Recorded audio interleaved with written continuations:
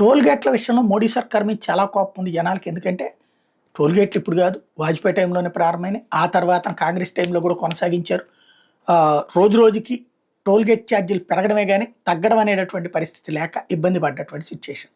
దాని నుంచి ఇప్పుడు పరిష్కరించేటటువంటి ప్రయత్నం చేస్తుండగా ఏదైతే మొన్న 3,000 రూపాయల పాస్, 200 ట్రిప్పులు 3,000 రూపాయలు అంటే 15 రూపాయలు ఒక టోల్ గేట్కి. 200 ట్రిప్పులకు మించి తిరిగేంతగా మధ్యతరగతికి అవసరం ఉండకపోవచ్చు. అలా తిరిగినా మళ్ళీ రీఛార్జ్ చేసుకోవచ్చు అన్నటువంటి ఒక కాన్సెప్ట్ని తీసుకొచ్చింది. దీంతో ఓ రకంగా పెద్ద ఎత్తున ఊరట కలిగించేటటువంటి పరిణామం పాజిటివ్ ప్రభుత్వానికి.